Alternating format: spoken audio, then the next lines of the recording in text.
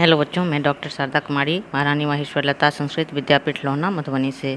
बच्चों, आज हम कक्षा शास्त्री द्वितीय खंड के लिए जो पूर्व में हमने इस विषय पर चर्चा किया है, मैकाले के समय जो आधुनिक शिक्षा का जो विकास हुआ भारत में कंपनी के अधीन, अंग्रेज़ों के अधीन, उस पर हम इसे पूर्व के क्लास में भी चर्चा किए थे और उसी को जारी रखते हुए हम इसको आगे इस पे चर्चा करेंगे।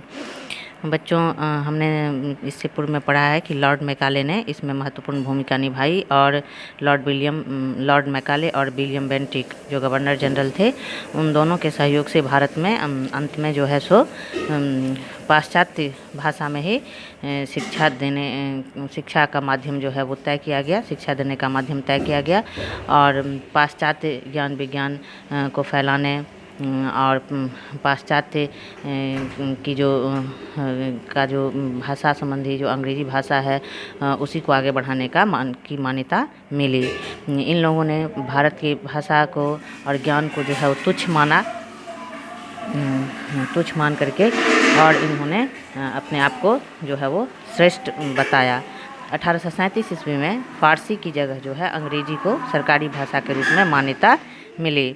1842 ईस्वी में जन शिक्षा समिति के बदले शिक्षा परिषद बन गई, किंतु यह केवल बंगाल तक ही सीमित रही। रुड़की में टॉनसन इंजीनियरिंग कॉलेज और मद्रास में हाई स्कूल और यूनिवर्सिटीज़ जो है वो खुले। 1845 ईस्वी में बम्बई में ग्रांट मेडिकल कॉलेज जो है वो खोला गया।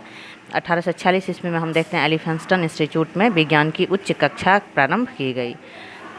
इसी तरह ये आगे बढ़ते हुए क्रम में 1844 ईस्वी में लॉर्ड हार्डिंग ने शिक्षा परिषद के आग्रह पर अंग्रेजी शिक्षा के लिए कदम उठाए।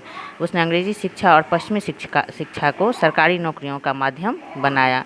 प्रस्ताव लाया कि प्रत्येक मामले में सरकारी नौकरी के लिए उम्मीदवारों के चुनाव के समय ऐसे लोगों को वरीयता दी जाएगी जो अंग्रेजी शिक्षा के लिए स्थापित स्कूलों कॉलेजों में पढ़े होंगे और उनमें से विशेषकर उन लोगों को प्राथमिकता दी जाएगी जिन्होंने सामान्य से अधिक योग्यता और सफलता का परिचय दिया है।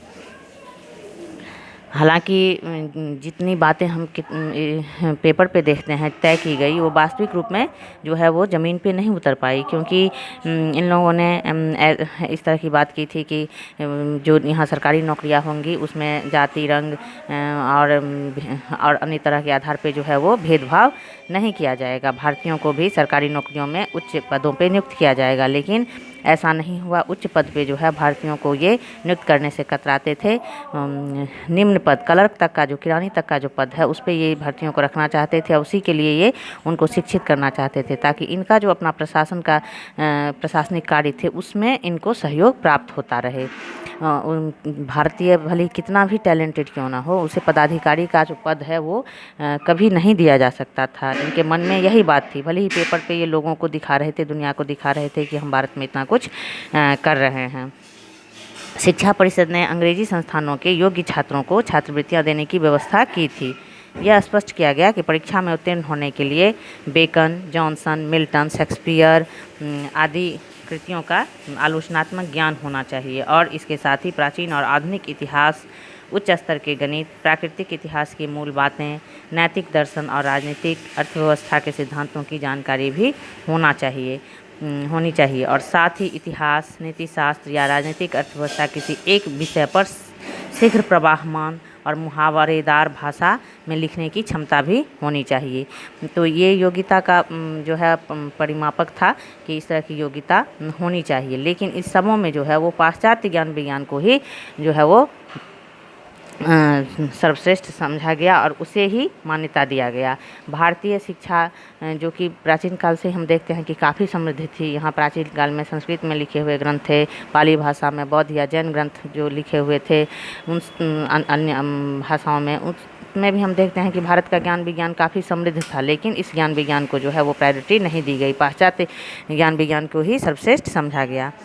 तो इस तरह से हम देखते हैं कि कंपनी के अधिकारियों एवं लॉर्ड मैकाले के मतानुसार जिस तरह की शिक्षा के लिए भारतीयों को तैयार करना चाहते थे, उसमें लॉर्ड मैकाले एवं गवर्नर जनरल विलियम बेंटिक ने अपनी संपूर्ण ऊर्जा उसमें लगाया और उसमें वो सफल भी रहे।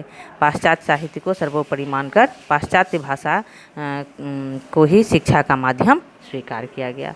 तो बच्चों, हमने देखा कि किस तरह से भारतीय शिक्षा नीति को जो है उसमें जो प्राचीन काल से यहाँ परंपरा आ रही थी और ज्ञान विज्ञान और शिक्षा देने का जो स्तर था, बच्चों को जो माप तौलने का स्तर था, वो भारतीय ज्ञान विज्ञान पे आधारित था। और भारतीय ज्ञान विज्ञान जो काफ़ी समृद्ध भी था, लेकिन उसको दरकिनार करते हुए पाश्चात्य ज्ञान विज्ञान, पाश्चात्य भाषा और सारी चीज़ों को जो है सर्वोपरि माना गया।